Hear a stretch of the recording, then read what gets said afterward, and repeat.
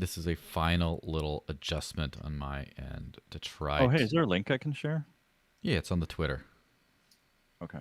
And it popped up on YouTube as well. But I mean, the YouTube link is the YouTube channel is linked on the Odyssey link. I just tried to send people through like Sent on my end, to Oh, try hey, is a there a good link one. I can share? Yeah. Yeah, it's on the Okay. Twitter. Yeah. The Okay. Odyssey link And is where it I want popped to up send on people. YouTube as well. But I mean, the YouTube link is the YouTube channel is linked. Ooh, there's someone else watching on Odyssey. That might be you just looking at the link. Um, but yeah. Sorry. Were you getting feedback there?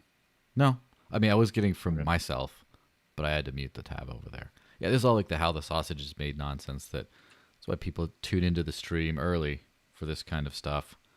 Let me just see. I should be on. I kind of gave Facebook and Twitter and all those other streamy things a rest for a while, but now I'm doing back on. So we are on the Book of Face as well. So a reading from the Book of Face.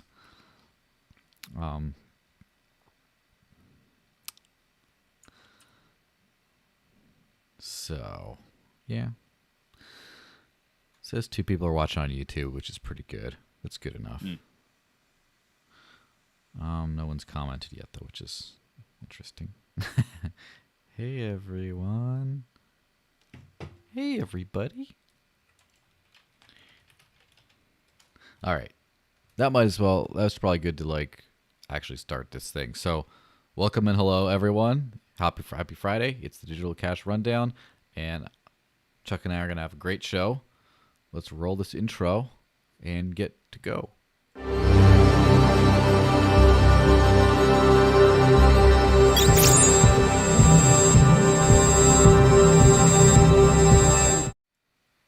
Yeah. So, hey everyone. Again, welcome to the show. Happy Friday.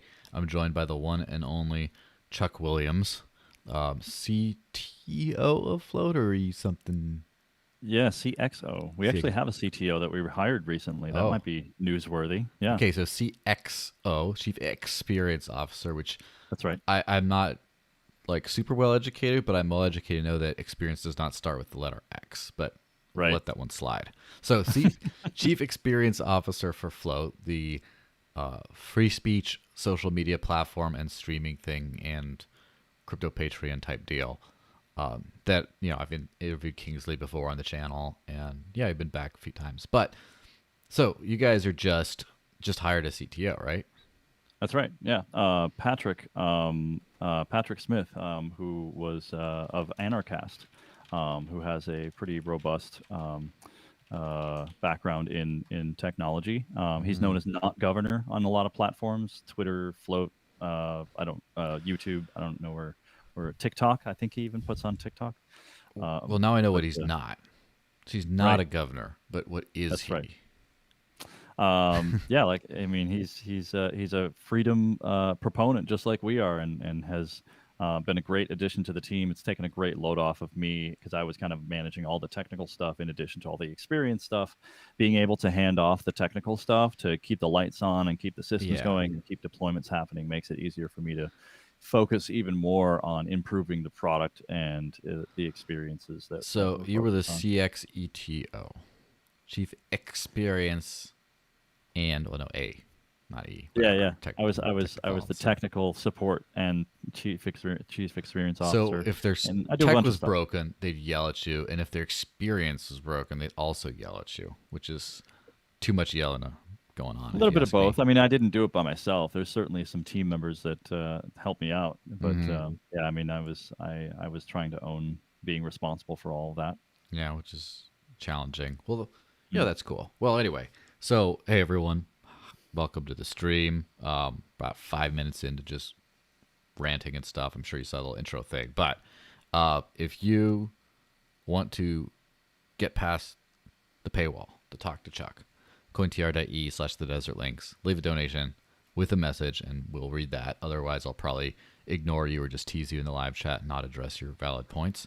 You could also do that via the Odyssey hyper chat function, which is only library credits because I don't have fiat. I never have fiat. If you expect me to have fiat, why are you even watching this channel? Get out of here. So yeah, that's kind of the long and short of it. We got a lot of stuff to talk about. Use the hyper chats and stuff. And yeah, let's just start out with Venezuela. Venezuela, Did you see the news about Venezuela's central bank digital currency. CBDC? That's another nice Yes. little like acronym to just memorize to make yourself. That instantly makes you sound super smart in crypto conversations with normies. Like, oh, so what do you think about this whole like Bitcoin thing and all this stuff? Or, do you think they're going to digital dollar anything? You'd say, well, I think the advent of CBDC, that you're done. You won the conversation just by saying the Yeah. term. You just sound so smart and polished, even though it's just, it's dumb. So Venezuela, right? Well, Sorry, go ahead. Say what did you who want? in crypto didn't see this coming? That's I'm really excited about this one because I mean, this to me this is a complete validation of everything that I've expected to occur. What's interesting, and this is not an intentional plug, but at Float So, Fest, so that's a CVDC, a Chuck validation digital currency. That's what they're for, to yeah, validate what you're yeah, doing. Yeah. I'm collecting value on these prophetic chips, right? these little bits of reality that first Which, happened by in the my way, mind. it's a great slogan to put your face on like a Doritos bag. I'm collecting value on these prophetic chips, and people are like, "I gotta buy it. I gotta buy it." Right? Yeah, Yeah. get your Anyway, prophecy chip right here. yeah. Anyway, keep going.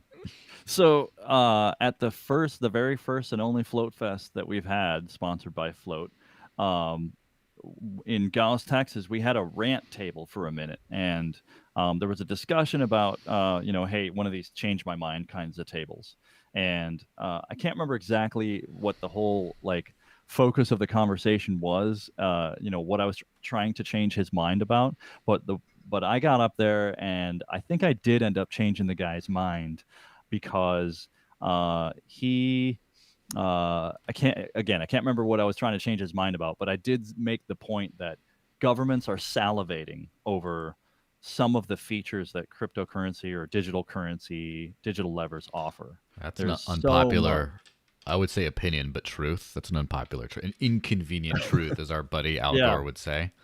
right. Yeah, no, this and Venezuela is just, one of these early experiments. I think there's been a few others. Who was the Petro, right? Hmm. From was that Venezuela too? Who did Yes. the petrol? So this is round two. So they Yeah. forked Dash to make the Petro. That was a flop. Now they're doing a CBDC where they're knocking off 6 zeros on their currency, and they're going to say, "Hey, everybody, use this now." Hmm. Uh, and they're going to try and pass it off as the real thing. And what these governments continue to fail to see is they think they can push market behavior now. They think they own the markets because they've been owning them for Hmm. however since fiat was conceived and since central banks have kind of been running the financial show. Hmm. Uh, and that's not happening anymore. We're moving from a hierarchical world to a networked world, and Networks, not hierarchies. that's right. It's Hmm. just not going to happen. It's just, I mean, they can try, but it won't be accepted. They're going to waste a lot of time and a lot of energy and cause a lot of ruckus and a lot of emotions over a failure. And I get it. You can fail. That's great. But governments, the difference I think between like entrepreneurial failure Hmm. and governmental failure is governmental failure has zero incentive to learn. They Hmm. can just continue to receive funding and continue to fail in exactly the same way or even worse ways. They have Yeah. no incentive to improve the situation. Yeah. So first off, the cutting out the zeros thing made me smile a little bit because part of my introduction to currency as a small child, growing up in the north of Mexico, traveling back and forth across the border, was that there is no money. There's two different kinds of money. We got the pesos that work here and the dollars that work there. And sometimes you can exchange them here and there. And some people in Mexico, in the very north, would take dollars as well as pesos and even pay a premium if you got dollars because they valued those more than these other ones. And I remember I also remember my grandmother having few like when she passed away and we went to clean out the house, she had a whole bunch of old coins and I'm like, "Oh, what are these? Oh, they're pesos. Well, why don't they look nothing like the pesos that I got?" It's like, "Well, that's because they're the old discontinued one before the big peso crisis in the 90s." So they screwed up their money and they remade it. And so now it's 7 pesos to the dollar. That was the rate at the time. And it's As like, has happened with every single fiat yes. currency ever in existence in the history of mankind. And so I guess I was blessed to be there at that time to see that. And I just also remember saying like, oh, so the new ones are better, and it's 7 to the dollar. So I thought the dollar is like 7 times better because of that, which it's a rough, it's not really the way it works, but close enough. But then I remember like my mom telling me, I was, little kid, but like she's like, it's actually not 7 to the dollar, it's 7,000 to the dollar, but they just cut off the zeros. And I was just like, you can't do that. Like they did. All right. And so as soon as I see this Petro thing, they're cutting off the zeros. I'm like, ah, it's like that the Once Upon a Time in Hollywood meme with Leonardo DiCaprio, like pointing at the camera when he sees that. Up. Yeah, I remember that part. Yeah. The other thing that's kind of interesting is with these CBDCs, again, trying to sound super smart, saying CBDC a million times, is the government's finally catching up in technology. Like there would be no CBDC without crypto. Like not really, or maybe not for another 20 years or something. And crypto's pushing them forward and faster to try to like compete, with crypto. It's fiat. It's just digital fiat.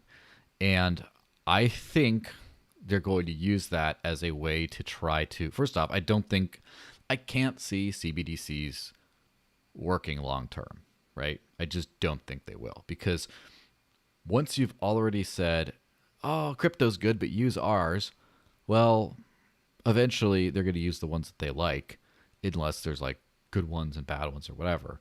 Eventually, you kind of just like given legitimacy to cryptos, but then this one's the better one, but it's not going to work. But I think CBDCs are more of an attempt to unify the financial infrastructure, because before it was just the government controlled everything. Now there's crypto, which the government doesn't control. It's like a different form of money. And then the market is deciding that the uncontrollable one is the one that has more value. And so what they're trying to do is just merge them all together so that whatever happens to CBDCs or legit cryptos, that they're in that space. It's kind of like, it's like baby's first crypto. That's kind of what they're doing, is they're getting into the crypto space, getting used to regulating it so they can regulate the legit ones. Yeah, yeah, they're trying to mix it up, I think, in the minds of individuals. And some people will fall into it. Some people will say, "Oh, this one's legitimate. Like Mm-hmm. literally, it's legitimate." And because they believe in the government, and they believe the mainstream narrative, they believe all that stuff, and Mm-hmm. that's where the value is essentially going to come from. There are those of us, and I think it's a growing percentage of the global population, but probably a huge percentage of the Venezuelan population that doesn't trust government with money because of the way that Mm-hmm. they've messed up money. And so the value that is needed for from people, from the minds of people, when the con game is up, it's all a confidence game. Once the confidence is lost, the value is gone. If you don't have confidence in the thing, if you don't believe in the thing, all value is belief. The value disappears Mm-hmm. right alongside the belief.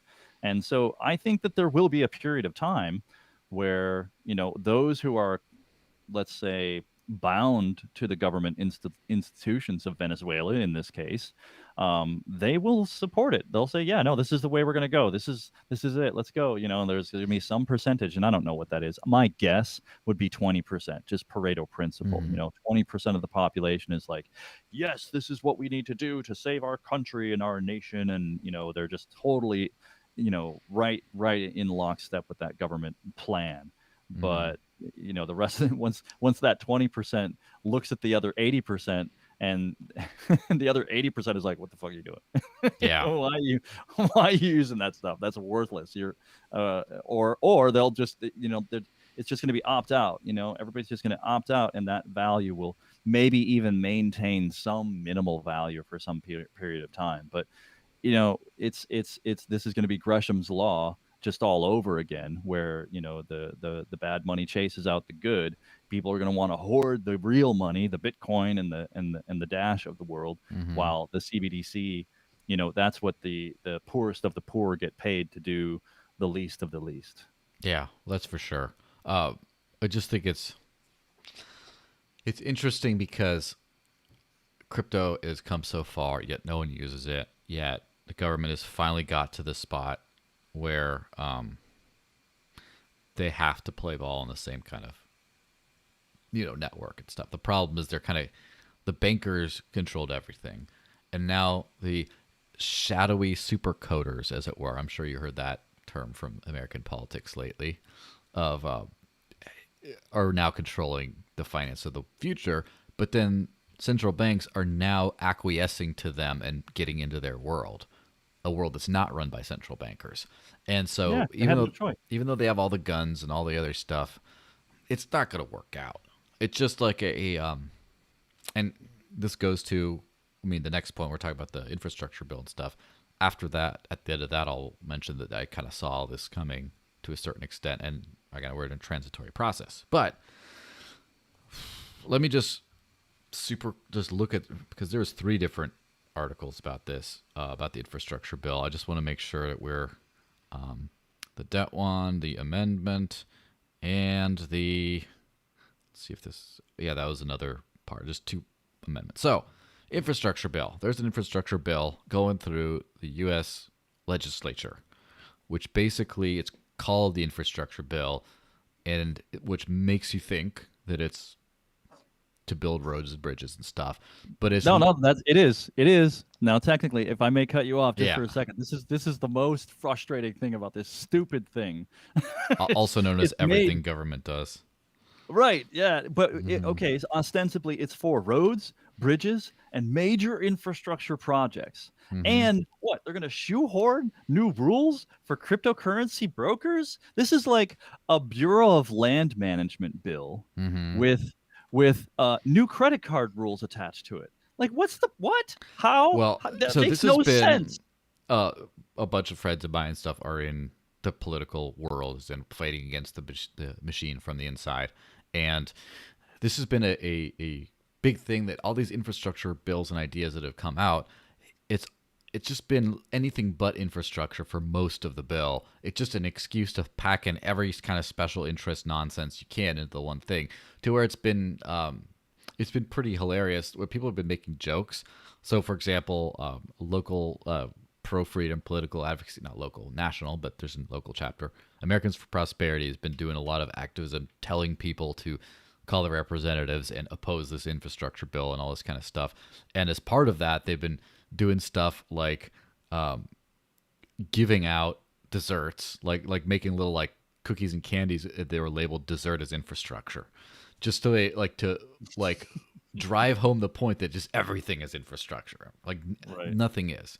So that's all well, good. There's a few things. First off, holy shit, is this a big bill?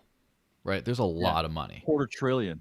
Yes, and that includes, again, let me pull up this little headline right here. Again, this is not an accurate news show. This is just a talk shit after reading a headline show, but we do know a little bit about this. It would add supposedly $250 billion in debt.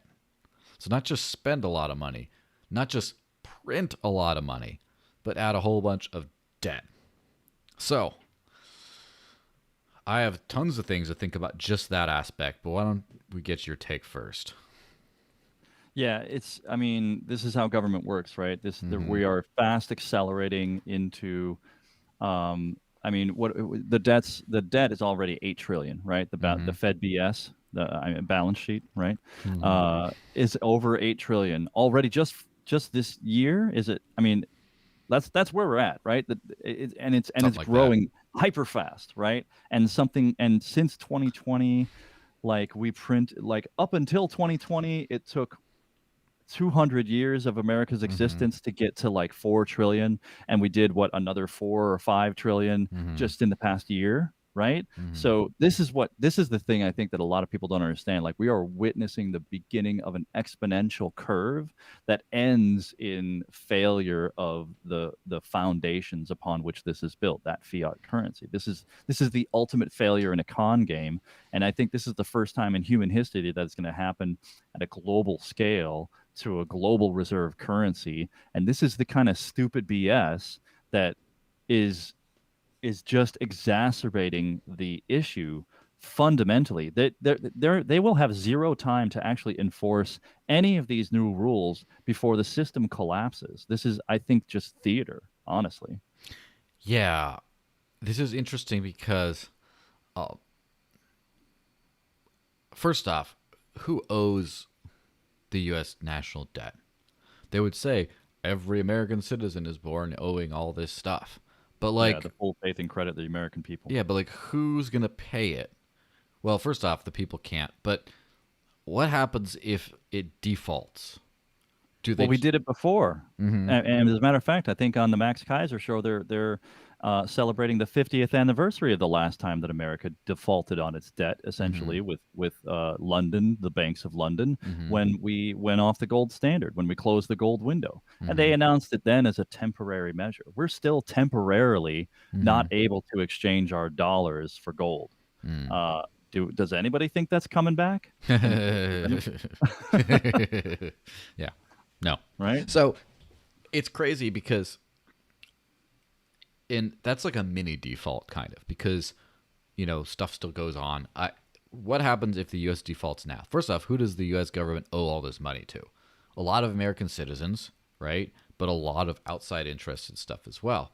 If the U.S. government defaults, is anyone coming after you and I saying, "Hey, where's your portion of this thing?" Realistically, absolutely not, right? Unless How would they fund that? yeah, well, unless You know? China is just going to be like, roll out the tanks, boys. We're taking our debt back in American soil or something. But yeah, whatever.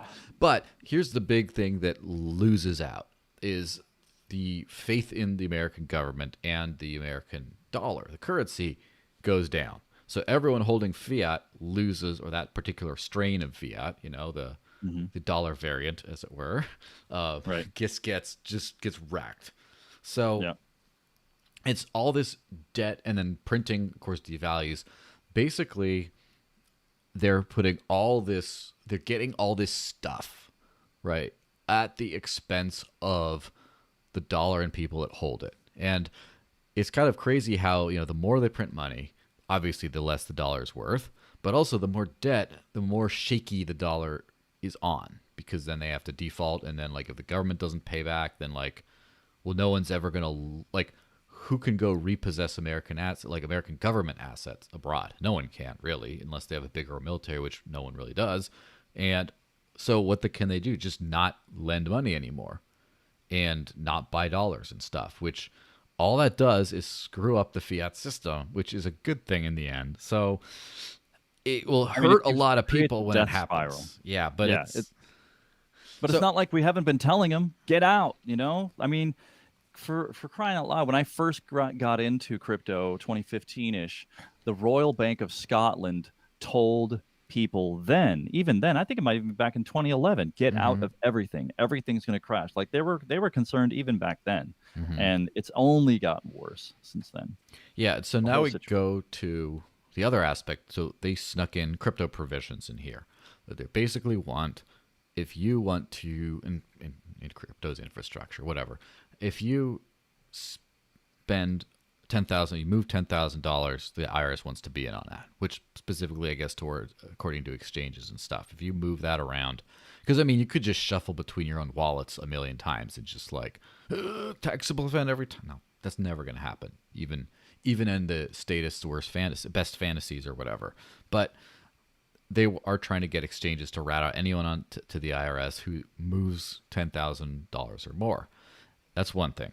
The other thing, the worst parts are we're going from like bad to worse here is anyone who runs like staking services and things like that, like financial services on crypto, is then going to have to basically register as like a broker according to like the. Not only that, the way I Mm-hmm. read it, I have a friend who installs Ethereum mining rigs. Mm-hmm.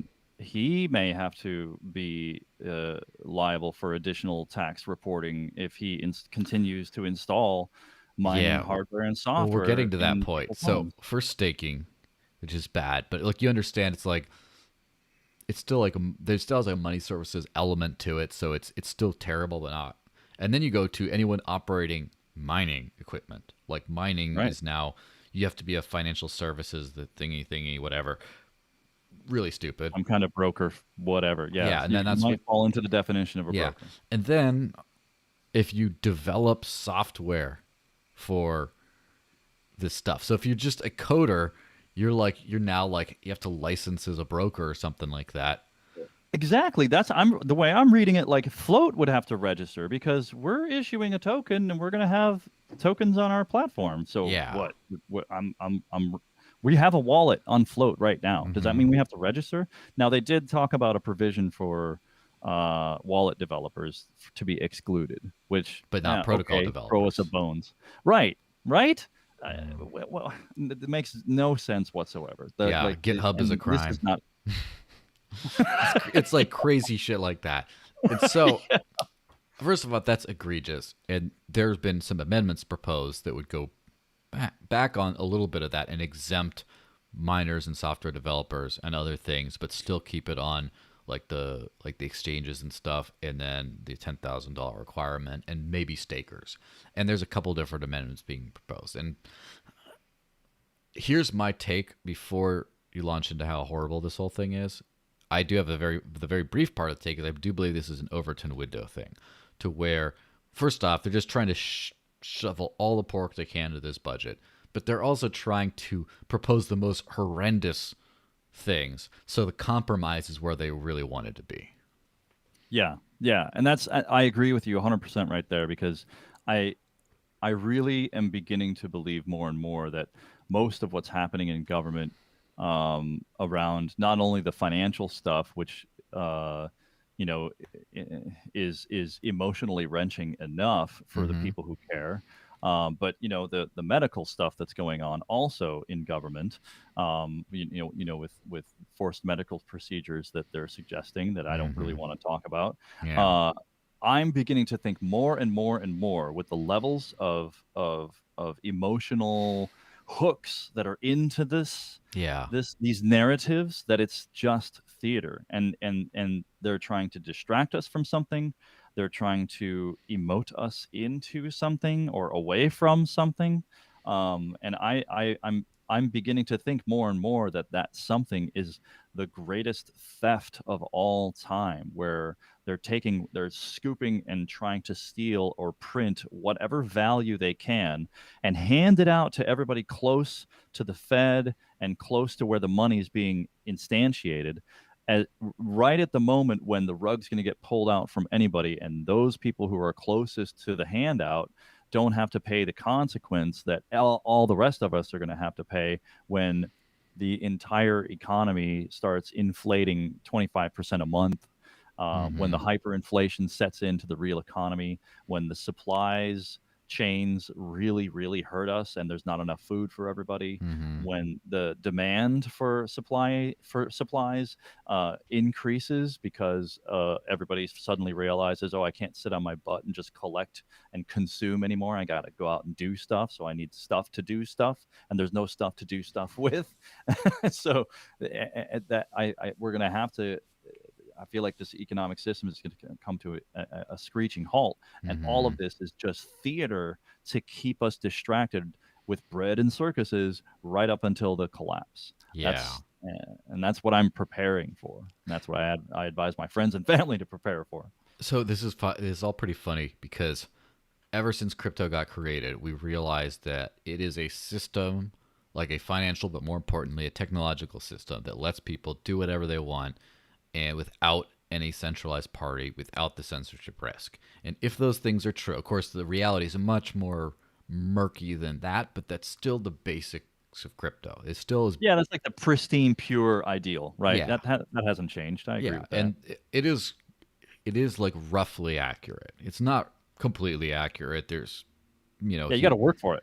yeah, but it is the basic. And so when you like logically start thinking about that, like crypto exists, what does that do for taxation and inflation? Literally, it kind of obsoletes them, right? Kind of. And again, I'm being super idealistic because this is like the thought process that starts like when I start hearing about crypto, right? Well, I'll put a caveat on it. It Yes. obsoletes forced or coerced taxation. To a certain I level of force and coercion, yes. Yeah, well, you can't force it and coerce it if you can't do it. If you can't if you can't coerce it out of them because you don't know if they have it, how are you going to coerce them? And like that's I think that there could still be a home and a place for voluntary taxation, and I Yeah. think that's what we'll see. You're kind of jumping ahead of Am I? Oh, exactly sorry, where I I didn't know was you were going going there. with this thing. Yeah, but I definitely am going there. Uh, because first I'm thinking like, all right, the government controls the whole financial system. Anything you do with banks, they can take whatever they want, and also they can just inflate your currency to pay for whatever they don't take. Then you come to crypto where they can't do any of that, so therefore no one needs to pay taxes until they want to. All right. So now the next thing is, so you're saying people will ask me this way back in the day. So you're saying that this is just going to end government. They're just not going to be around. They're just not going to tax anymore because crypto completely gets rid of that. And I thought about that for a while. I'm like, realistically, no. And what I thought was, and I think I've been on so many shows, not just my own, but on other people's shows and stuff. That I've said this at some point where, several times I'm sure, where I said I think what's going to happen is crypto is going to make taxation more efficient. People are still going to pay taxes, of course. There will still be a government in the short term, or there might be more voluntary versions or whatever. I'm not being super utopian yet. This is like midterm, like next 20, 30 years type deal. But Hmm. crypto will make it more efficient to pay taxes, what's one of the worst parts of the system isn't just how horrendous it is, but it's also that it's super inefficient to give them the money that they want. And crypto is going to make that more because it's semi-voluntary. It's like voluntary with crypto that you can hide all that stuff if you want to. They will make it more efficient, and you'll be able to kind of go into that.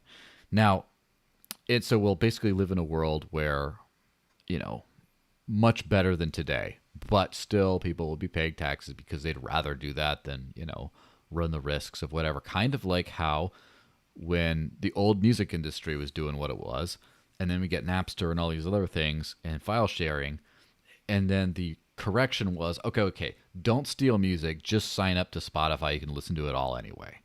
And it's just like a friendlier version of paying the piper, so to speak. And this is exactly what this bill is, if you notice. It's two things. First off, I think that the people in charge have realized that the house of cards is coming down, but they just want to run it until the wheels fall off. Like right now, I don't think that they think that this current financial system is going to last.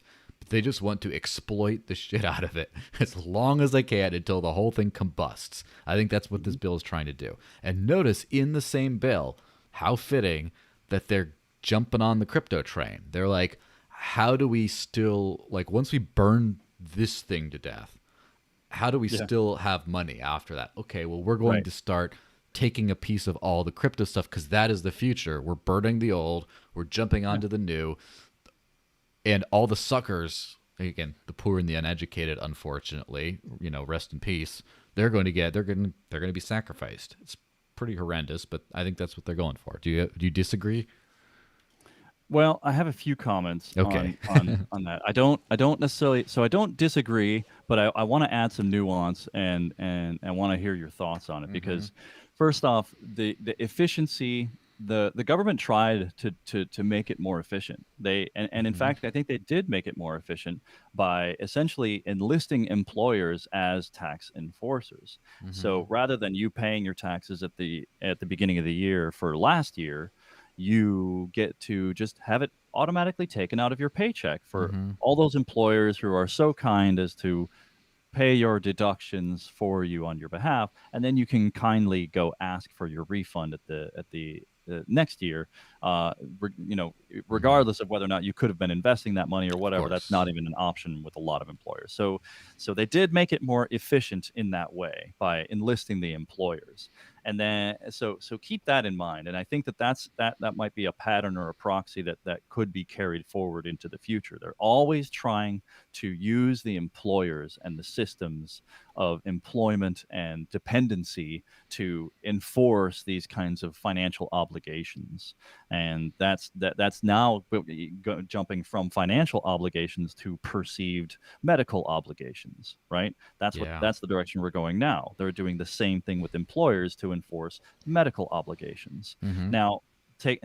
So then add to that, these employers and corporate entities that are non-governmental are already given the right to create one of the most insidious kinds of taxes that we already pay voluntarily, which is generally called a fee.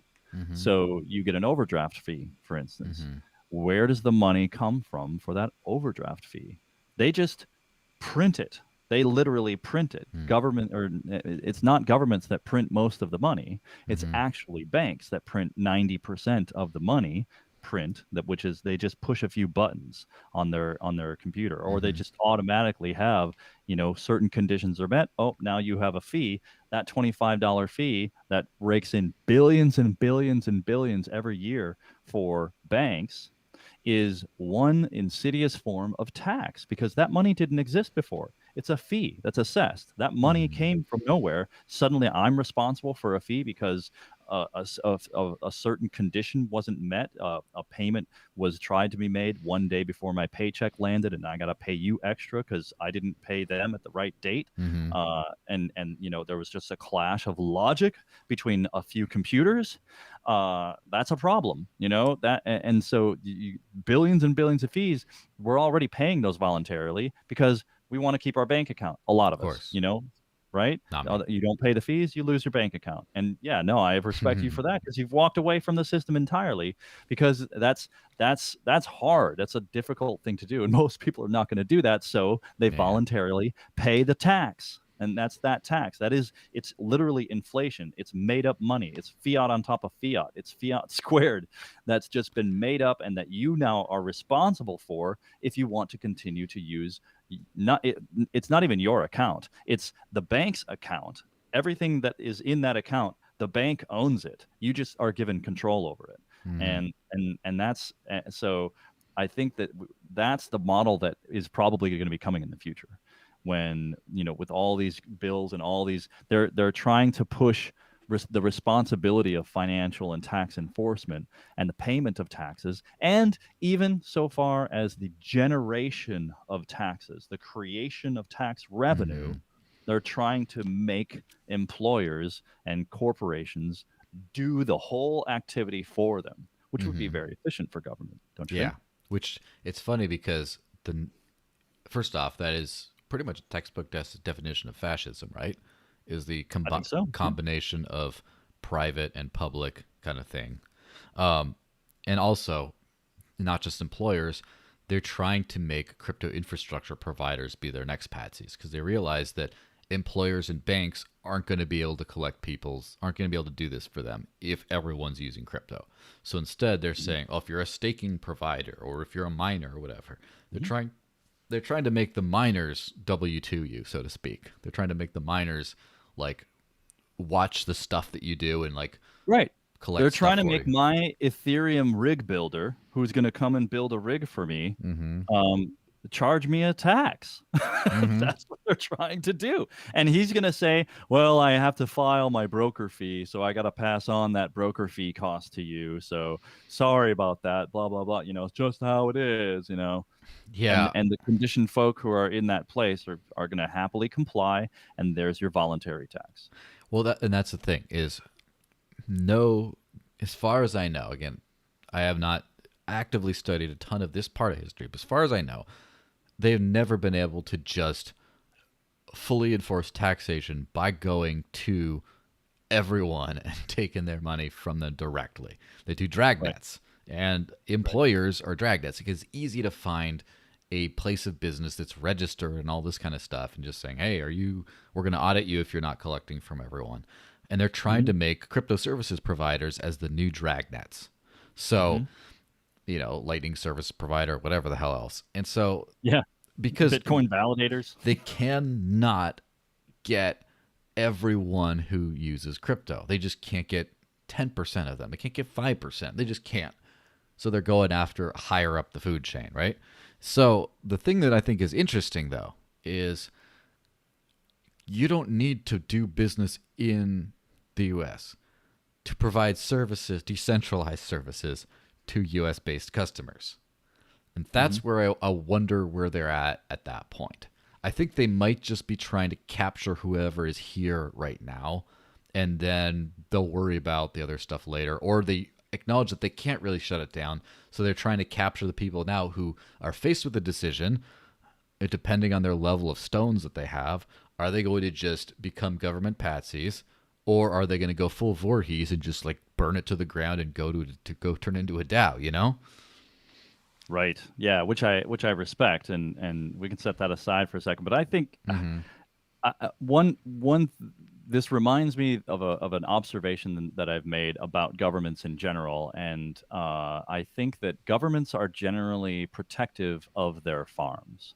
They Mm-hmm. don't generally look outside of their own farmable Mm-hmm. land, arable land, as it were. The people, their people, they see them as the property. That is their Mm-hmm. tax base. That's who they own, and they generally don't reach out into other countries unless it's one of their own who's fled, right? Mm-hmm. That's kind of that. And most governments seem to respect the boundaries, as it were, of ownership of Mm-hmm. people, when it comes to the residents. Yeah, of course. And so that's, I think, the starting place where the government kind of sits. And in that statist hierarchical mind, they don't, I don't think they really think beyond, they don't intend to collect revenue from places that are not within their own farm, Mm, not outside their house, whatever they consider their house to be. yeah. And anybody who is a taxpayer is in their house with these legislatures. Yeah, I think that that's one thing that we really see is governments are not a monolith. They're their own attempt at a monolith, but they are in competition with each other a lot of times. Hmm. And Hmm. sometimes they don't care about the people. They will collaborate with each other as long as it serves each other. Sometimes it doesn't. Like Russia loves Snowden because he talks all this smack about the biggest enemy. Right. And sure, we'll keep feeding him. It's pretty cheap. Just let him stay here as Right. long as Yeah. The Russian government is not pro freedom. It's just that they're not pro American government either. So they just Right. let them do their thing. And then same thing with the U.S. housing dissidents or whatever from Russia and stuff. It's like it's the same kind of a thing. So it will be interesting to see. I think that there's just so much crypto infrastructure in the U.S.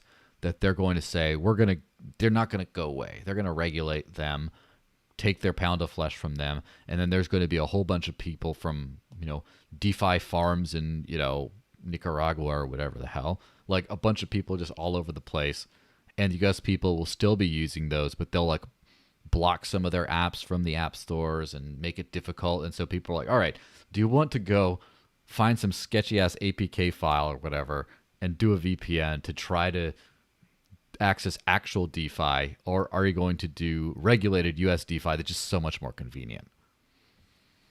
Right. Yeah. Well, so yeah, and this aligns with like what PayPal is doing, right? They Mm-hmm. they just it is coordinated with some kind of partnership that's going to make it easier for them to detect when you mess up on Twitter, and now you have Mm-hmm. to be banned from all your social platforms. And oh, hey, let's get your bank account shut down while we're at it because you did wrong thing, Yeah. you committed wrong thing, right? And that's, I think that's their levers. That's the levers that they're used to, and that's those are the angles that they're going to go through, and they will pretend to care for people when it hits their bottom line. Mm-hmm. When you're talking about tax revenue or potential business revenue. I mean, and it's so interesting because that there's this debate about immigration and the costs of immigration versus the benefits of immigration. And uh, I don't want to make this into an immigration discussion, but just looking at human capital, Mm-hmm. the governments will always pursue the uh, the low hanging fruit, wherever they can get the most money with the least amount of effort. And if they can just leverage their existing system, like, oh, we've got an infrastructure bill coming through, let's just shoehorn some stuff in there to get some more revenue. Like Yeah. that's just what they're going to do, because they at the same time, all these people that they're trying to regulate, these people will be moving more quickly than ever through networked global systems to avoid whatever they can avoid Hmm. without getting into trouble, getting caught. And the governments will never be able to catch up with their hierarchical systems to track this money down that they're trying to claim that they legitimately owe, because somebody wrote an idea on a piece of paper and said, well, guess what? Because you did a thing, you owe me money. Yeah. It just makes no What's sense. interesting is the free market is not a system. It's a reality of life, right? It's a natural law, economics, natural law. A free market is a condition that hopefully we have more than not. But even among regulated things, the same economic incentive principles still apply, which means there is competition between governments as long as people can choose, right? So right now, and that's one thing that the Salvadorans kind of went for, rather, the president, Bukele or whatever the Yeah. hell his name is, went for is we want to signal that we're the crypto like paradise place. And I don't like the Bitcoin law, and there's a bunch of coercion and crony shit in there too. I'm not a fan. However, exempting people from capital gains on that and making themselves otherwise amenable, and then there's other South American nations that are coming up with that similar things of making it a pro crypto infrastructure just as the US becomes anti crypto. Basically, now you're going to have it. Here's the thing: those governments, I mean, I don't want to encourage this, but it's just a reality of life. They will have to figure out ways of taxing the crypto community so they profit from, or rather, they just the usual taxes on like any other business, right? And then you have crypto people moving there because it's so much more attractive. They don't have to deal with the US regulation bullshit. And then because of that, that puts so much more money into the economy that then they tax, of course, that those governments make more money by being friendlier to crypto. And right now, like the US still thinks it can kind of push things around a little bit. But I mean, South America is going to go skyrocket, in particular South America, but other places as well. And then where are all the DeFi systems going to be? Where are all the coders going to live? Just on some beach in some cheap South American nation where they can code Yeah. at peace and not be taxed. And then there you go. That's the way the thing's going to shift. And then yes, people will still use their services, and just that everything cool is going to be based out of those kinds of jurisdictions over time. And what I wonder is, this is a lot more of a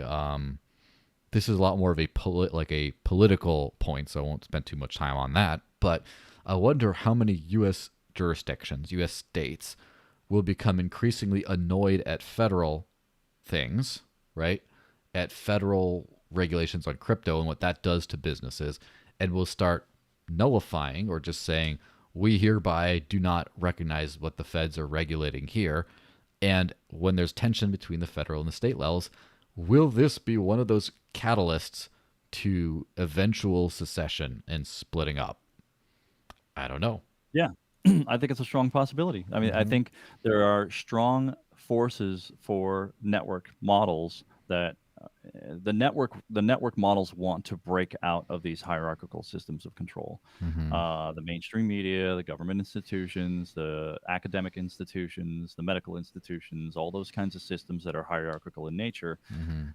have all been improved in some way by network models, Mm-hmm. and the network model is now getting to a point where it's overcoming the hierarchical systems within which it was born. Mm-hmm. And that's just nature, that's just natural. When you have a better system that is more efficient and better at providing its nodes with information or food or energy or power or Yeah. control. Life It's finds a way.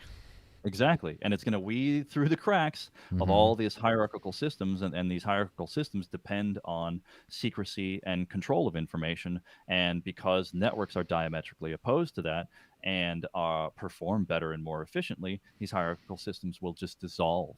And Yeah. so, what that looks like, I believe, is a network model of America, which Yeah. looks kind of like secession. Which uh, this is the last semi like unrelated to crypto and decentralized tech sort of point I'll put in there. Kind of really pushing it because this is a very crypto political kind of whatever. Uh, Yeonmi Park, the North Korean refugee slash book person, was on Lex Friedman podcast not too long ago, and before that she was on Michael Malice's podcast, and he's a known very vocal anarchist. And so she was asked, "Oh, so what do you think of Michael Malice's idea? Do you think that anarchy is feasible?" And she gave two answers, which are semi. I depend on how you want to view them. They're semi contradictory, but basically she said, "No, I don't think we can do without government. We need police, we need courts, we need this kind of stuff."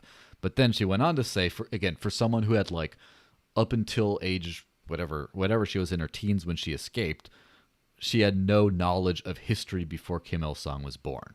Like literally, this is really impressive for someone to just learn this fast. Basically, she just said, "What I do think is we should have a marketplace competition for government jurisdictions where this place has no police, has no fire, has no nothing, no roads or anything, no infrastructure spending at all. This place has like cops in a certain rule set, this place here, and people can choose which rule set, which jurisdiction that they want to live in and contribute to, which is the best society, like a free market of governmental systems." And I'm just like, that is, you said you weren't an anarchist, and then you kind of like, but it just, I think you just don't want there to be no rule, no order. But that's kind of the way I believe Yeonmi Park. I believe what she says would be a good idea is actually a fantastic idea. Not only that, but is where the world's going to be moving to. Already, Oh, man. you can work from anywhere. Most people can, not everyone, but most people, can't necessarily landscape the same anywhere. But anyone who has an online job, which is a lot of people, can just work from anywhere. And just why not move to somewhere else that has a jurisdiction that suits you a whole lot better? You can still Zoom call with your family. Flights are relatively cheap. You can still travel and see them. Like, I think we're getting into that spot where just like, oh, you don't like the dollar, use Dash. Oh, you don't like Dash, well, Monero's there for you. Something on that in a second. But like, oh, you don't like this, like, you can just pick what you like. And competitive free market governments, I don't know, that's pretty fucking exciting if you ask me. Yeah, no, I love the idea, and that's that. I mean, we can tie the bow on this with this is when I was first getting into Dash. This was like Mm-hmm. the next evolution of society that I saw, which was, Mm-hmm. what if cities started owning master nodes, or what if regions owned master nodes and used those master nodes as voting mechanisms for the improvement of their for not only just basic revenue generating, but that model could be used within a city to fund projects in a city, to Mm-hmm. have the community vote on things. You could have live votes. You could have, you can say, hey, I'm a resident. You can opt in of being a resident or not. And if you're not a resident, then maybe you don't get certain services. Who knows? Like, but if we go to a voluntary kind of taxation kind of system, uh, I could see some gamified, incentivized rewards for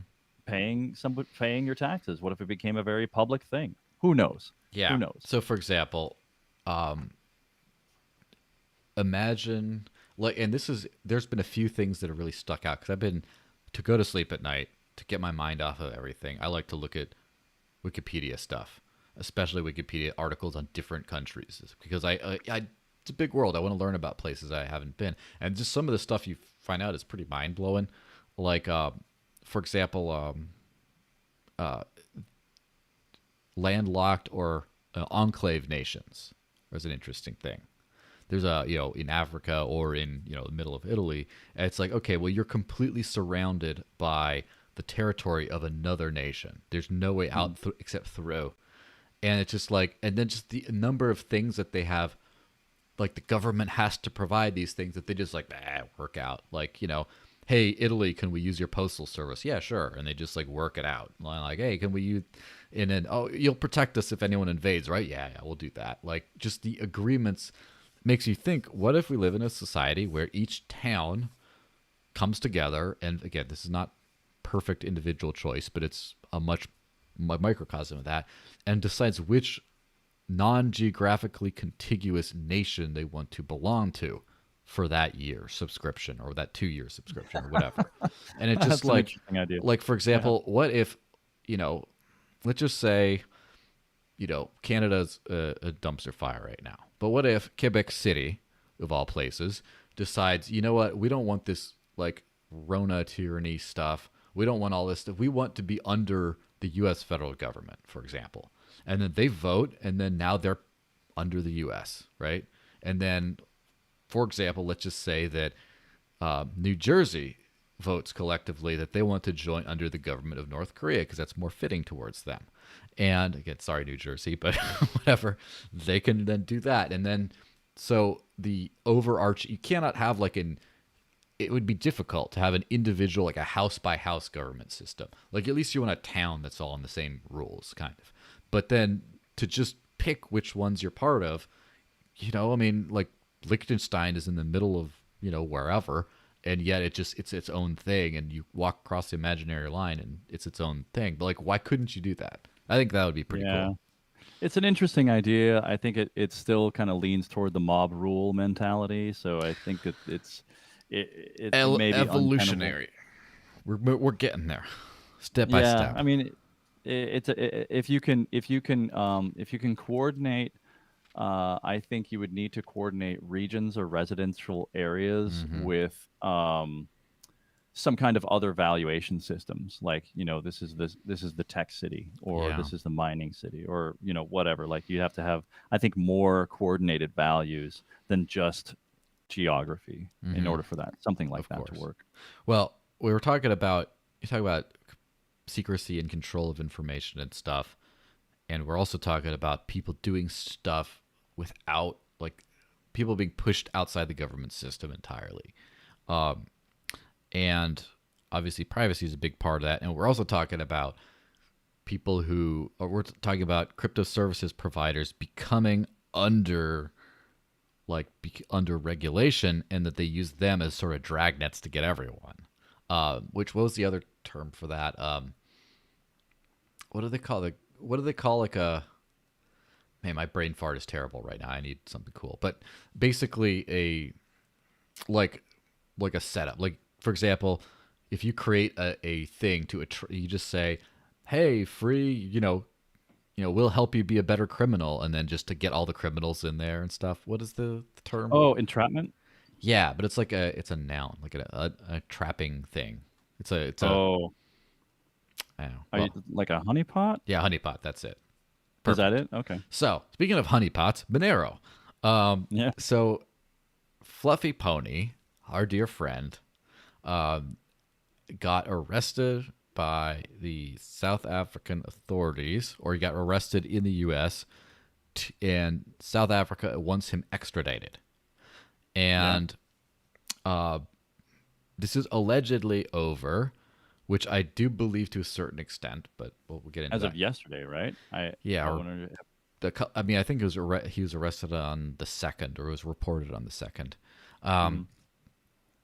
Yeah, he got he allegedly 9, 10, 11 years ago or whatever, he was the IT head for a cookie business, which is all kinds of funny if you know Fluffy Pony, but that's a different story.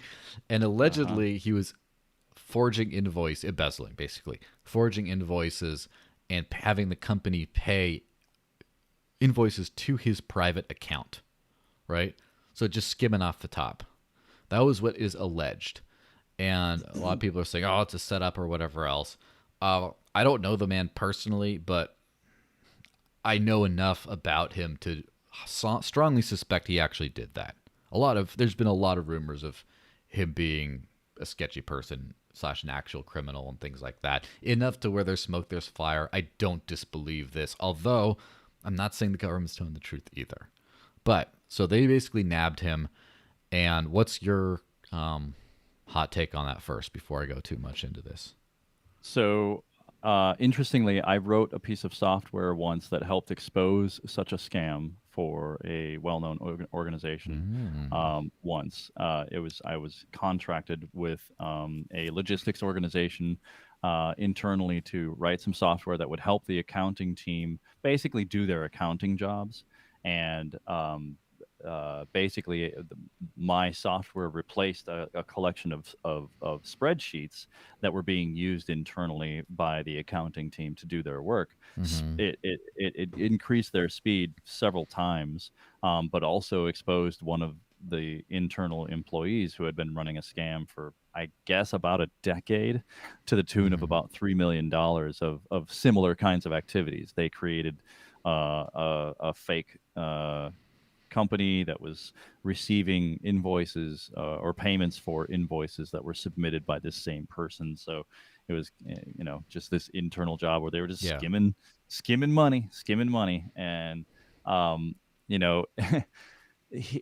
he seems like the kind of person, being the Monero creator, who might be interested in doing an end run around financial systems. For what kind of reasons? And always liked the promotion of Monero for criminals under the auspices of, if it works for criminals, it'll work for legit people too. But I want to be careful with the label for criminals, because I've heard that Monero is also the most popular cryptocurrency among police officers. Well, again, potato, am I right? But so first off, I got to clarify, he's not the founder of Monero. He's the lead. Well, he's not. He is not the lead maintainer anymore. Hasn't been for a little while, apparently. But he was the lead maintainer for a while. But he's the de facto sort of founder, even though he didn't actually found it. He's like the guy who led the project through almost its entire thing, but not the founder. And so here's the other thing along with that. People say, why would they extradite him over $100,000 from like a 10-year-old case? So supposedly they contacted him in April with like the final warning saying, we're going to catch you, we're going to get you, after he missed a few court appearances. Which one thing I do notice, I do know from plenty of stories and stuff, the governments do not like when you miss court appearances. And even if it was a trivial thing like a traffic ticket, they will like get you over that kind of stuff. I missed a court appearance once, and I had to serve 30 days. Exactly. What was the original thing for, or what was the level of it?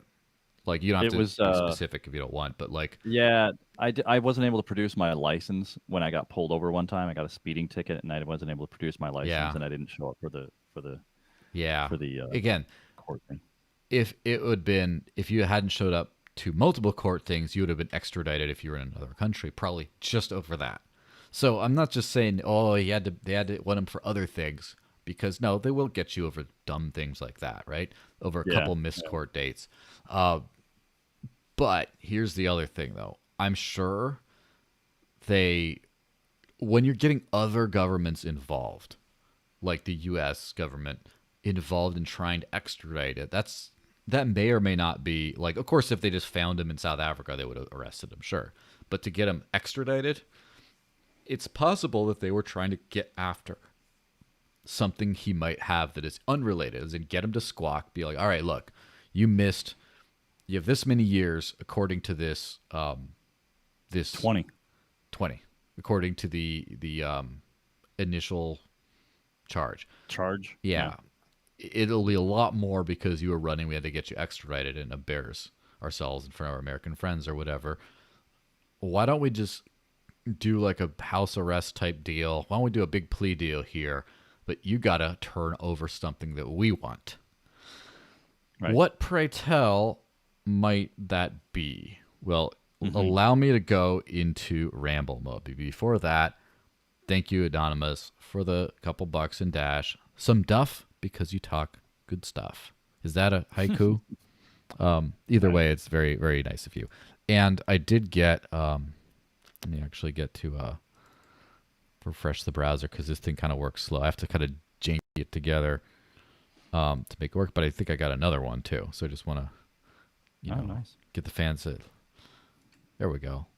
Favorite Yeah. Chuckisms, and this unfortunately gets cut off a little bit, but I can read it from over here. Favorite Chuckisms. Regulator's going to regulate. Government's going to govern. All value is belief. / corned beef. But Some that's of my favorites. yes, some of the favorites. So thank you very much, anonymous person. That was very well appreciated. Now let me get into the conspiracy theory part, not but the cool part, the fun part. Do you know what MyMonero is? MyMonero? Yes. Is that? No, I don't. Is that like an online web wallet or something? Yes. It is. So Okay. for people, and this is like for people, any like old school Dash people watching this thing don't need me to say anything because they've been along for the ride the whole time. But in the beginning, so Monero is not a Bitcoin fork. It's a crypto note based cryptocurrency, and it's much more difficult to integrate because of the way it works. Not just because it's different and more complicated code base, but because everything is hidden, and so it's hard to get that information between services, to flow well. So it's just notoriously difficult to integrate. My Monero was I think it still exists, is a web wallet run by initially Fluffy Pony himself, the ex-lead maintainer of Monero, who was the lead maintainer at the time. And for a while, it was also like, like how Electrum works, where like everyone points to Electrum servers for their little mobile wallet or whatever. It was kind of the Monero version of that, where my Monero was the only light wallet for a long time because it was just like the web wallet everyone used, and then they came out with mobile apps and stuff, and even after other mobile wallets came out, a lot of them pointed to my Monero nodes. So that is, at some point, it was definitely the majority of Monero users were using it. I don't think that's the case anymore, but that was at some point very probable that the majority was using it. This article, I sent you some article. I'm gonna have to let me actually find where it is because people listening aren't going to be like, oh, you're alluding to some random shit. Like, this is what it is. Yeah, I didn't get to read this one. LibreHash.org is the site. Like free, like the Spanish for libre. Do you want to be libre with me? LibreHash.org. So it's like LibreHash, but RE instead of ER, whatever. LibreHash.org. And they have a 3-parter on Monero. But it's complicated. Basically, they dug into the code on GitHub and stuff of my Monero, and they found, and again, they posted all there. I'm not a coder, so I don't like, I can recognize patterns and stuff like that. Basically, you should read it yourself and see if this guy's full of shit or if he's accurate, but he posted all there. Just says, this is what it says. And basically the conclusion is my Monero not only stores on the server side, not the client side, right? They do, not you who's using their services. They store the Monero view keys, but also the public and private spend keys. So, essentially, if that's true, again, this is why this is on the Talk Shit show and not the I've done my research fully into this thing, because I want to be 100% sure about a couple of these things before I make super public specific claims, but I will just make very general kind of claims right now because that's how I do things. It seems like MyMonero not only knows how much money you have if you use them, right? Keeps track of your balances and things like that, but also may be able to send funds without your knowledge or input. Like, they can do it for you, like a semi-custodial wallet. Not necessarily custodial in that they hold your money, but they can take it out. Now, from my memory in this entire thing, first off, I wrote a Cointelegraph article in early 2017 about Alphabet going belly up or exit scamming people, the darknet market, and I mentioned under there that MyMonero also had a bunch of users claiming lost funds, And Fluffy Pony freaked out, and he actually gave me an interview for Cointelegraph. The only time he ever talked to me, and he didn't care about the whole like, oh, Monero's biggest darknet market went offline. He only cared about the MyMonero parts. Like, no, it's not true. And like, it was a little weird back then. But over the years, there have been tons of anecdotal reports of people with Monero missing from MyMonero. So, Fluffy the cookie skimmer. There's a good chance, again, the code seems to say that he can do this. And again, I would double check that stuff just to make sure.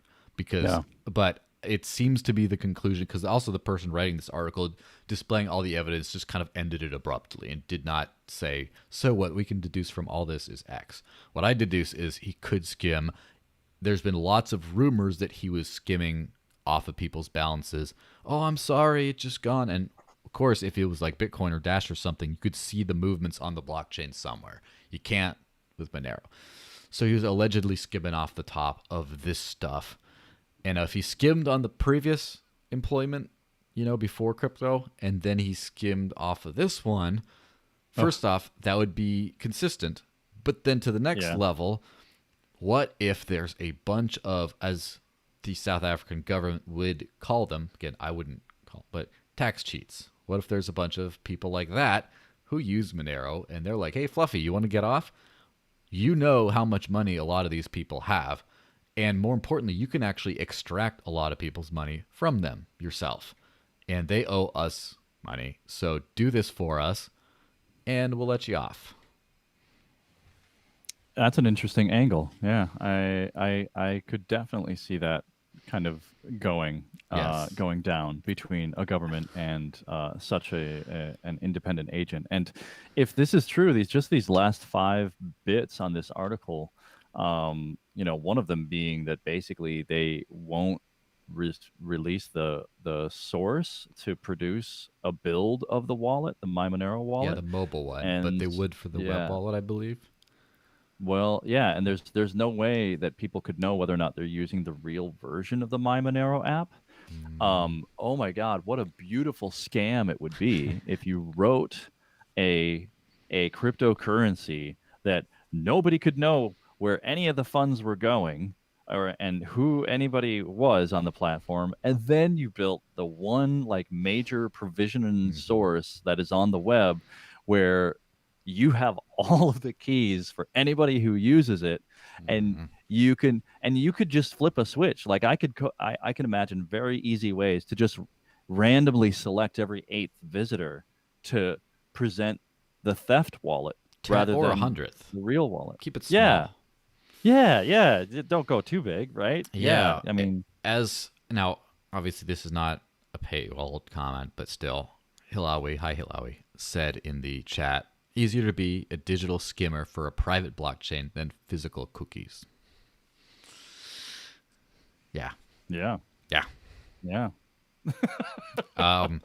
So wow. There's a few things. I mean, I'm just marveling at the if this is if that's the scam, and this guy has accused me of being a scammer, right? Dash, like the whole enterprise of Dash, 100% a scam, right? This guy has been he has not been shy about accusing many people in the space of being a scammer. And what do they say about like liars and cheats? Yeah, there's like a lot of projection in those kinds of environments. Unless the gun be turned back on us, I do not think Monero is a scam. It's an open source cryptocurrency that a lot of people are interested in for legitimate reasons. Other people are interested in for illegitimate reasons, but that shouldn't matter. A lot of honest to goodness development going on there to try to make things better and more private. A lot of exploits and issues that they fixed over the years and crop up and fix whatever. It is what it is. But there's just a lot of people in the old guard of Monero, not just Fluffy himself, but a few other people who have been what I would describe, without using the government lens, just on my own freedom-loving lens, as I would describe as shady characters. And, all that being said, I really hope the South African government does not twist Fluffy's arm. I hope they just slap him on the wrist or whatever they're gonna, or throw him in jail. Who knows? Who cares? But for whatever actual theft and crime, like real crimes, not government made up crimes, he did. And I hope they just leave everyone alone. I hope they don't twist his arm and hurt other people. I'm not in the. I think it's unlikely because you don't invite somebody into your house unless you want to have a relationship. Yeah. Again, it's unlikely. I don't wish. I don't even wish. I'm not. Again, depends on how. If he actually stole stuff, I kind of don't mind that Fluffy goes to jail. But if he didn't steal stuff or whatever, or I don't know.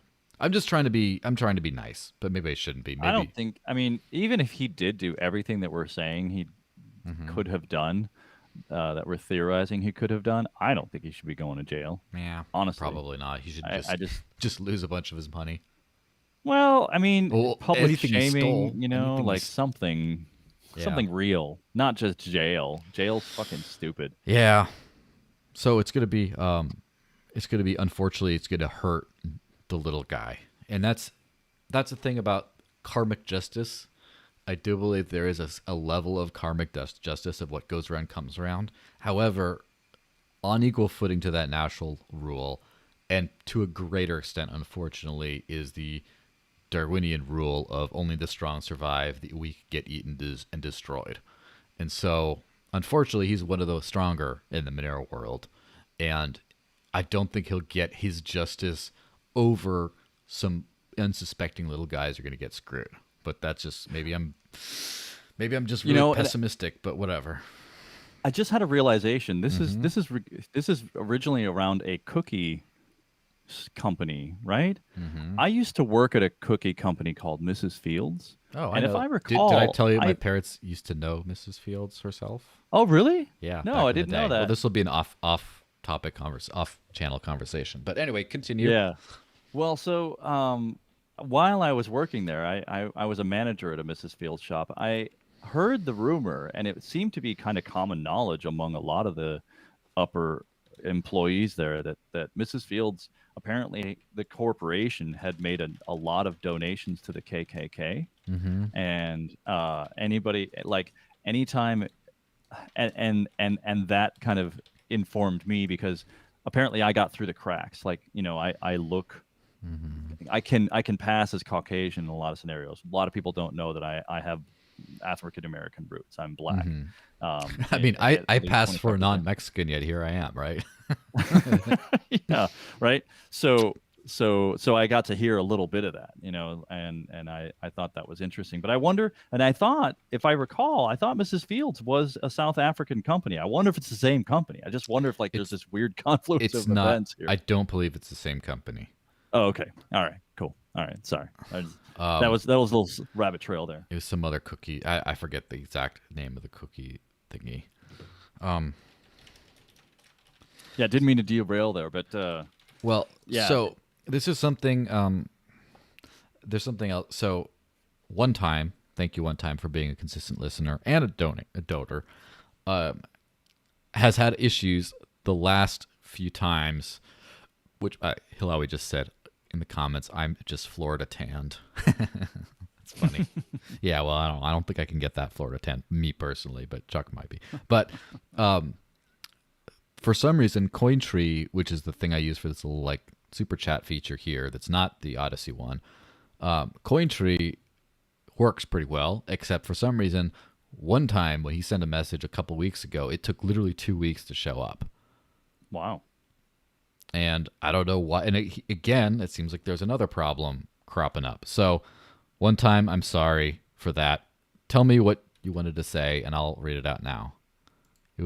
He says, it was about the bill. What about the bill? I don't know. So, yeah, poor guy. Someone said, some of these comments are actually pretty funny, but Nico Venter says, Fluffy had his hand in the cookie jar too many times. And Todd Make says, oh, damn, just messed up my childhood. Wonder what part of the childhood, the Mrs. Fields cookie thingy, or maybe did they like fluffy ponies back in the day, or I don't know. But basically, yeah, there's it's funny because the government loves to rant about crypto being a tool for criminals. And uh, radically transparent ones like Bitcoin, like Dash, like things like that, are like 90% of Zcash transactions, but that's a different story. That is not really a good tool for criminals. Let's just be honest, right? And I think that the crypto space as a whole, especially today, is less criminal than the regular world, the analog world. I would hazard a guess.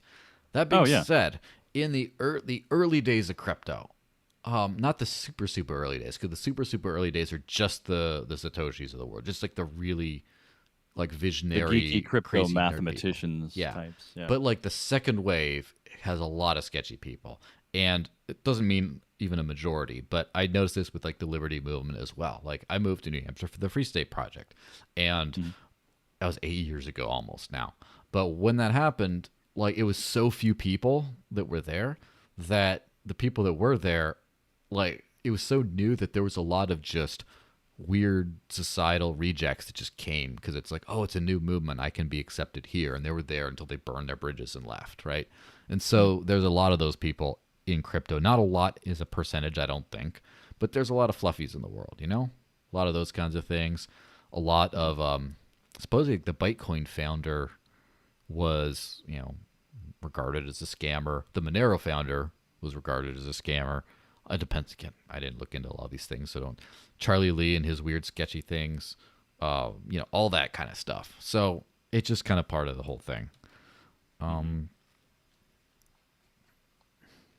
Oh, so it looks like a comment came through. It would mostly affect exchange. What was your one time has a yeah, comment a little further up there. yeah. He says, "Hi, Joel and Chuck. What's up with the bill being discussed in Congress? It would mostly affect the state exchanges. What are other effects on decentralized blockchains? Are you worried? Will everything it says be enforced?" Yeah, I think we covered all that stuff pretty well. But to just quickly recap all those things, yes, the bill being discussed in Congress would, without these amendments, would regulate everything, kind of. Yeah, it would affect more than just exchanges on basically any developer as well, anyone who runs a node, anyone who mines, all that stuff. Am I worried? So will everything it says be enforced? It can't be. No. Let me just go to there. Am I worried? Well, let me give a couple of lenses about the bill and short term, a little. Yeah. I think that the amendments excluding big sectors will go in, honestly. Uh, I'm not super confident that they will. We could just get the whole nasty shebang. And short term, I think it's going to make a lot of people operating in the U.S. in crypto stuff have difficulties slash take off. Like not dissolve their businesses Voorhees style or move to other countries to do business. I think that's probably going to be the thing. Long term, I'm not worried because the crypto space keeps moving together. The more it gets cracked down on, the more it grows and flourishes and proves that it has value. And it's just kind of like in the last year or so, last couple of years especially, freedom has become so scarce that the price of freedom has gone through the roof and people are Yeah. scrambling for it. Like just Yeah. random people who did not care about politics at all or freedom in general are just like, dude, I saw you without a mask on. Oh my gosh, like it's been Yeah. crazy. And then it's like hot. Like so many people are trying to move to New Hampshire right now to take part in freedom. So many people who did not care are now like, dude. Like I actually, got a message from a friend saying Florida like, too. dude, like I want to talk to you about putting my 401k into Dash or whatever like that. Like people are that's starting to come out. Like people are waking up because of how bad things have gotten. So I am not at all worried long term about crypto as a whole. It's going to do great. The problem is short term or short to mid term, and in specific jurisdictions with specific people, things could get a little dicey. So I am a little uncomfortable about some of those things. Yeah. My general take is that the effects on decentralized blockchains. I don't think it's going to really have any any real effects because it's all theater at this point. And Mm-hmm. I'm certainly not worried. I don't think now's the time to worry. I will get worried when there is essentially somebody in my face trying to enforce something that came out of that bill. And that somebody in my face is most likely going to be somebody who's been conditioned to enforce a thing just in their own mind because that's what government is. It's just mind control. That's the Mm-hmm. only way that it's possibly could be enforced because the cost of real enforcement is way too high Mm-hmm. and they're not that organized. They just can't. So So that's where I'm at. let's just wrap up with a couple things real quick. So first off, we did get an question here. What is Chuck's opinion about Dash Direct? Did he try the app already? If satisfied, if yes, satisfied. If no, why? Assume you live somewhere in the U.S. Yeah. I looked at it. I haven't actually used Dash Direct, but it's one of the things that I'm watching, and I love the relationship that's been Mm-hmm. kind of established there. I now correct me if I'm wrong, but my current assumption is that like this is a way where I can pretty much get like any kind of gift card, right? Yeah, Is pretty it much. is it more than that? Is there more to it than that? There is a couple more things to it than that. Well, first off, there's some stuff behind the scenes in the future which are absolutely gigantic, but that's not, it's not for sure and it's not yet. So I'm gonna forget. I'm just Mm-hmm. not gonna even talk about those things. But right now, Mm-hmm. yeah. So that's the base of it. And Yeah. as a chief experience officer, as yourself, you'd understand the value of experience, not just Mm-hmm. features. So, what Right. it does differently, first off, uh, the it has significant discounts, right? And if Right. you use Yep. Bitrefill, for example, and I love Bitrefill, I'm sponsored by Bitrefill, kind of. So if Yeah. until I used to use Bitrefill a lot. which if you sign up to Bitrefill with the count DCN, the code DCN, I get some money. Please do. Thank you. Right on. You can pay your phone bill and stuff you can't do in Dash Direct. So there's always Right. uses for that. But I will stop shilling Bitrefill as soon as I get a Dash Direct referral code. So that's And there just was that. another one that was that had a Dash relationship that E-gifter. was doing Amazon gift Yeah. cards. The The big Irish cart. or Oh yeah, those people. yeah, BitCart. Yeah. Let's not speak of them. But So I used that quite a bit because I liked yes. Amazon. That was a weird one. So Dash Direct, first off, has significant discounts. Bitrefill has insignificant discounts.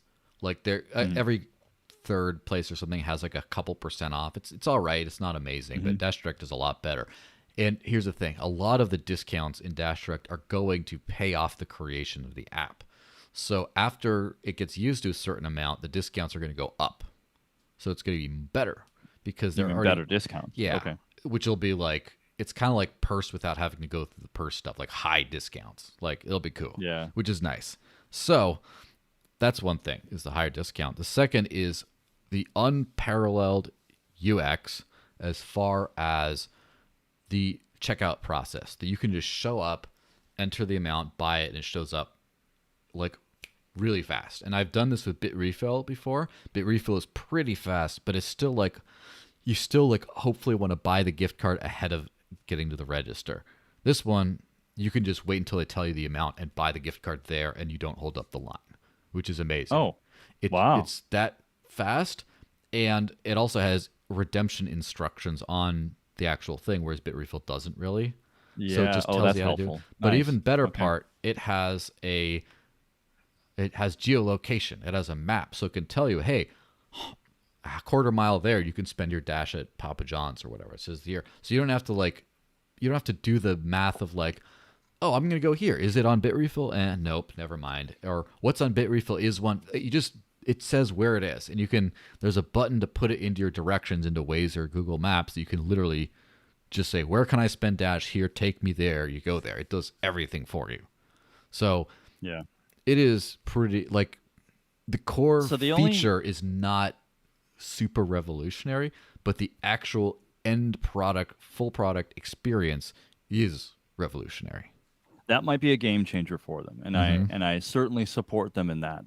Like for me personally, Mm-hmm. it's weird with like gift card type stuff because I'm trying not to attend the church of consumerism, Yeah. which means that, I don't buy from a lot of regular places. I try to be very hyper aware of where I spend my money Mm-hmm. and who's receiving it and what their values are. Because I don't want to put my effort and money into places that, is going to be used for purposes that I don't want to support. Uh-huh. Like I would pay more to spend at a smaller shop where the product that I'm buying is a handcrafted good, rather than go to Walmart and save 50% on an item. Mm-hmm. Um, that's not to say that if I can't find the item, I'm not going to go to Walmart and buy the thing. Yeah.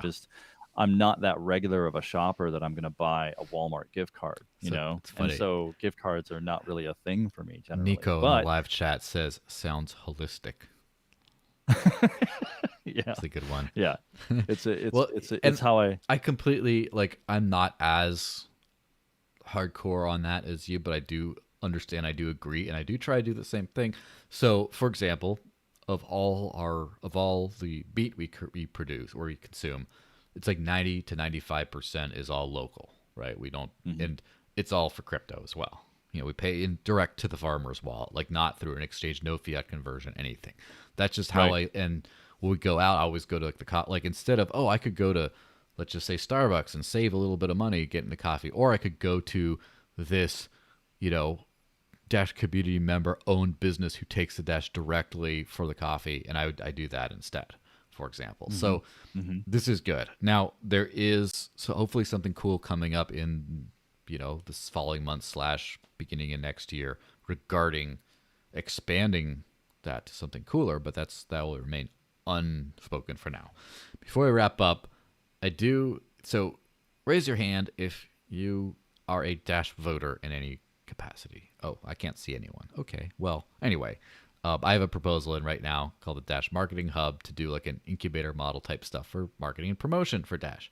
I think I heard you talking about this Yes, and on another something I it's listened to. live now. So if you, including you, Chuck, if you or anyone has access to voting keys and legitimate authority to use them, don't just hijack someone's shit. Vote for the proposal. It would be happy. And that's kind of all I have to say about that. So, any final words, Mr. Chuck? Love the incubator model. Mm-hmm. For those of you listening, check out flote.app, flote.app. I want to make a great experience, and I would love to integrate with products like Dash Direct and Library and all kinds of magical things. We Mm-hmm. we are in communication with a lot of people to make Flote a freedom-loving, crypto-friendly marketplace and place of free speech. Yeah. And so um, So, that's my focus right now, and I'm loving it. We're building a growing team, mm-hmm. and I think I mentioned we just hired a CTO. We got a front end developer and a back end developer also going to be joining us soon. So Do you have lot do of you have a great things. back to front end developer? Yeah, Sorry, sorry. A little... yeah. That's what we call full stack. Good, stupid punny jokes, but I love them. All right, yeah. So this is usually something I talk about at the end of the Dash podcast, which is not this one, but I will talk about it anyway because I assume people want to chat. Usually after the Dash podcast, there's this thing called the after party where we hang out and chat, just a few of us, or however many. It just like this, except not recorded, not broadcast, and as many people as want to join. And it's mostly Dash people, but if you're not a Dash person, if you watch this and want to chat and hang out some more, you're welcome to join, even if you're not a Dash person. We're nice. So you go to the Dash Talk Discord. That's stay dashy. Oops, I can't type for shit. Stay dash. I misspelled again. Dashy.com. Oh, it actually auto corrected me to a misspelling of this. This is horrendous. Yeah. Stay dash.com. That takes you to the Dash Discord, and then you just start asking around, hey, where's this after party at? And then I will plug you in, and we get to hang out. But that's, again, this is a thing after every Dash podcast, which is next week. The illustrious Dr. Darren Tapp will be on. Oh, And sweet. yeah, and so that's what we do after that. But we'll do one tonight too, because Chuck is honorary family, and it always brings all the Dash people out of the woodwork who might not all normally watch my crypto agnostic show. So Yeah, am I gonna have to go to another room? You're gonna send me a link? yeah, if you want to join. Yeah. All right. Well, cool. Well, that's it. Thanks, guys. Dash podcast next week. Also, Digital Cash Rundown. I forget who's on that one next week, but it's in the calendar somewhere. So I'll see you guys next time.